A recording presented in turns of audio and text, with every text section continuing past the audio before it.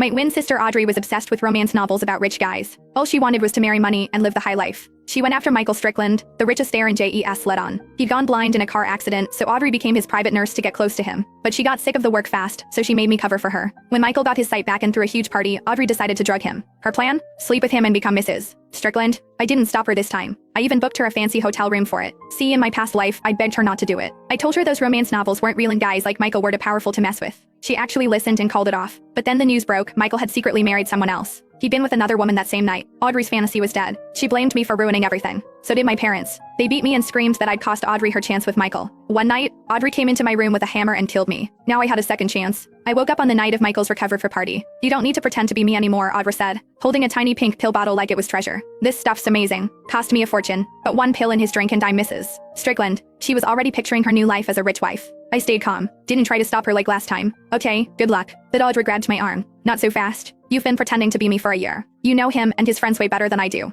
You're sticking around till I seal the deal. She threw me sunglasses and a mask. Cover up. If anyone finds out the truth, you're dead. Got it? After a year as Michael's caretaker, I knew the truth. He wasn't some clueless rich kid. He was sharp and ruthless. Audrey thought she could outsmart him. She was walking into her own grave. She strutted over with the spiked wine. Michael drank it, and within minutes his face was red, his body swaying. Audrey rushed to help him upstairs. I slipped her a hotel keycard. Room 800. Her eyes lit up. Maybe you're not totally useless. Once I'm Mrs. Strickland, I'll get you a job with a driver or bodyguard. Set you up for life. Guide the door. Don't let anyone interrupt. If this fails, Mom and Dad will destroy you. I followed upstairs but stood across the hall instead. Minutes later, thud. The door flew open and Michael stumbled out. Michael was breathing hard, his face twisted with rage. He looked ready to explode. Audrey was out cold on the floor with a bloody gash on her head. I knew it. No way she could pull this off. She got off easy with just a beating. When Michael sobered up, she might not survive. I turned to leave when someone grabbed my wrist. Michael yanked me into the next room. I still had my mask on. My eyes met his, wide with fear. The dim lights threw shadows on the walls. He pinned me against one, his voice rough. Your scent. Your body. I know you, don't I? I froze. We'd spent a year together. If I spoke, he'd recognize me instantly. I couldn't let anything happen between us. I'd end up just like Audrey. I tried to break free, but even drugged, he was way stronger. I opened my mouth to scream when he leaned in close. Your eyes. They're beautiful. I thought he'd recognize me. Then he ripped off my mask and kissed me. Panic shot through me.